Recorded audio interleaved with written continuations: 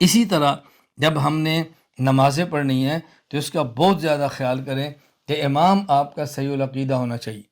فاسد العقیدہ امام کے پیچھے نماز نہ پڑھے۔ کوئی امام ایسا ہے جو حدیث پاک کو حجت نہیں سمجھتا تو اس کے پیچھے نماز کا کیا معنی؟ کوئی امام ایسا ہے جو رسول اکرم صلی اللہ علیہ وسلم کی قبر مبارک میں حیات کا منکر ہے، اس کے پیچھے نماز کا کیا معنی؟ کوئی شخص ایسا ہے جو رسول اکرم صلی اللہ علیہ وسلم کی بشریت کا منکر ہے، اس کے پیچھے نماز کا کیا معنی؟ اور کوئی شخص ایسا ہے جو صحابہ کرام رضی اللہ عنہ مجمعین سے بغض رکھتا ہے اور اہل بیت سے بغض رکھتا ہے، اس کے پیچھے نمازوں کا کیا معنی؟ تو امام صحیح العقیدہ ہونا چاہیے، فاسد العقیدہ امام کے پیچھے نماز نہ پڑھے۔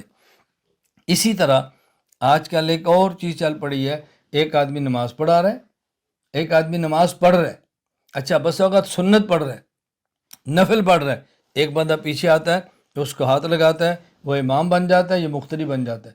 بھئی اگلا بندہ نفل پڑھ رہا ہے، پچھلا فرض پڑھ رہا ہے، اس کی نماز کا اس سے کیا تعلق ہے؟ اچھا کئی ایسے ہیں اگلا مغرب پڑھ رہا ہے، پچھلا عشاء پڑھ رہا ہے، اس کی نماز اور ہے، اس کی نماز اور ہے، بتائیں نماز کیسی ہوگی؟ کوئی آگے مغرب پڑھ رہا ہے، پیچھے والا عشاء پڑھ رہا ہے، آگے والا عشاء پڑھ رہا ہے، پیچھے والا مغرب پڑھ رہا ہے۔ ان باتوں کا بہت زیادہ خیال کریں، بلا وجہ اپنی نمازیں خراب نہ کریں، نمازوں کا اہتمام کریں اور نمازوں کو درست رکھیں۔